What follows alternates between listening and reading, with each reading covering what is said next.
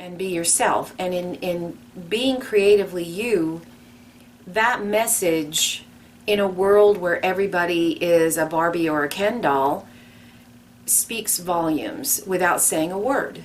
Hello, welcome back. Hello, new subscribers and longtime YouTube friends. Welcome to another episode of the Taurus Scorpio axis. Today we're on the 5th degree. Let's get into it. We're going to start with Scorpio today. A massive, unchanging rocky shore resists the pounding of the sea. A sculpture creating large, fragile works of art out of paper. An Egyptian queen with a braided beard. Many precious objects being heaped on an altar. Sharp rocks splashed, dripping with sea spray. The stone for Scorpio is Stromatolite. It's made of fossils, layered structures of cyanobacteria. Layers and layers of bacteria that is outside the usual classification of plant or animal. So that's interesting. And it obtains energy and feeds the surrounding landscape through photosynthesis, i.e. the light. And if you want to get the spelling of that so you can look into it further, it's in the description below. It assists emotional healing, it aids in meditation, it helps with past life recall, it gently removes blockages within the meridians and the chakra system. It is a stone of change and transformation. It teaches us the purpose of life on Earth and our part in it. There's a couple of primary themes here. One is the massive, unchanging, rocky shore, resisting elements like the pounding of the sea. A sculpture creating a large, fragile piece of artwork, but it's out of paper. Real urge to want to change the world on this axis, but institutions take time to be created and to be formed, and that is the institution of society. It's the institution of relationships, ourselves. You know, you can look at that word in many different ways, but once it's up, it seems impervious to change, and it can weather a lot of storms, so it can feel like things are never going to change. So there is a real sense here of that. So once you're involved in an institution or a society and culture, you become part of the rhythm of that. Evolution seems to stop. So there's that sense on this degree. However, there's also the sense that if you create a large piece of artwork and it's done in the right way, like a paper castle, a house of cards, that it from the outside it looks impervious, but if you look at it another way, you realize it's just paper. Or paper tigers, the tiger may seem fierce, but it's only paper. So there's a magical ability to creatively be yourself in a society that resists change, and to work within the narrow framework of society to get to your own ends. But then when you're done with it, be done with it. Don't get on the soapbox, because if you do, there's a real possibility that, you may be 100% correct in what you're thinking and what you're seeing. There's an ability to see through society and its narrow-mindedness and biases and symbols, that they're just a symbol, it's just a paper tiger. But people are invested in it. And so if you rage against the system and get on your soapbox, people may not hear you. Be an easier way, tap into your own unique creativity and be yourself. And in being creatively you, that message in a world where everybody is a Barbie or a Ken doll speaks volumes without saying a word. So that's the takeaway with this degree. Let's take a look at Taurus. Taurus 5. A youthful widow, fresh and soul cleansed from grief, kneels at an open grave to receive the secret of eternal life. Or, a widow at an open grave. So there's a feminine slant to this one. In a faint light, a map's coastline are vague. Tears falling into a seemingly bottomless chasm. Tiny porcelain figures of people. A hidden compartment in a box. The stone for Taurus is Geode Fortification Agate. It gives strength physically and in battle. It enhances creativity, strengthens intellect. Therefore, it's a wonderful stone for students and artists.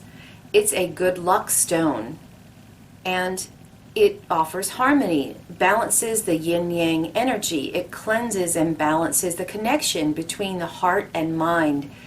It rebalances, harmonizes mind, body, and spirit. Both of these stones have that banding that helps you organize and see into the past, see how things are made, an ability to tap into the Akashic records here, eternal wisdom. This phase of degrees has been about taking a look at each step that we take in life in a new way. And this one is asking us to view death, and not necessarily of people, but the death of things, that even things that are beautiful, that were so perfect initially, over time, as we use them and embrace them, and then i.e. integrate them into our being, the usefulness of them wears away, and then eventually they die. And that is things, people, institutions. So to look at it from being thankful for what we learned and being open to newness. When there is death, it leaves a void. And to be open to self-renewal when there is a void, to shift your perspective.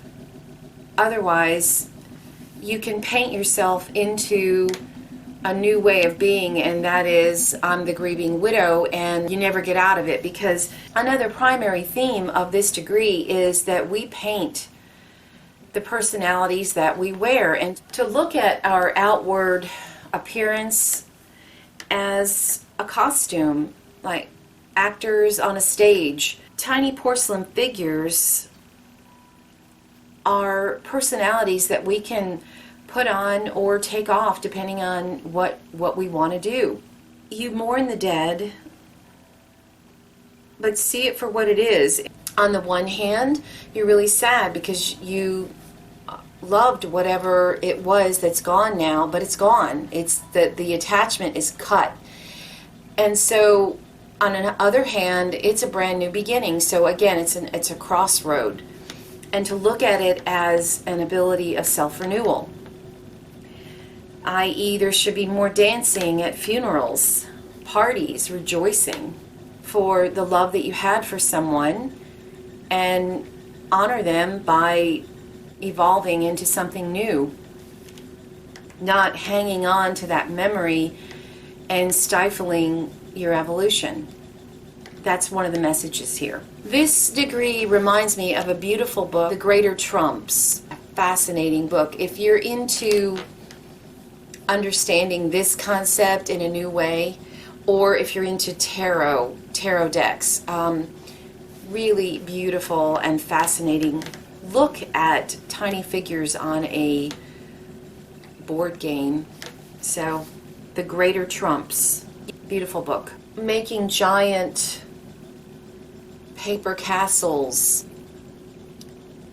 to see ourselves as institutions, but also tiny figures. So there's that absolute yin-yang, as above, so below, as within, so without kind of thing, is that yes, institutions are enduring, but so are you, and we're eternal. And so if we embrace the idea here that we become what we dream, there's a major theme here to embrace the ability to intricately create your future. And that can be through writing, it can be through acting, it can be through sorrow. It can, if you are a highly creative person and you watch a movie this time of year, you could be creating what you take in through a movie. Leave a comment.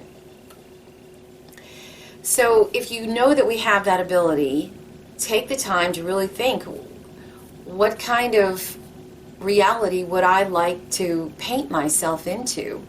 What kind of castle would I like to live in?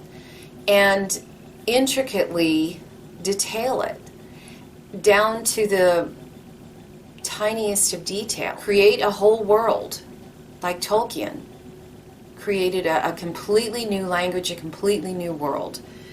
So that ability is strong here, and to respect it and to know that it's a double-edged sword. So be careful what you're focusing on.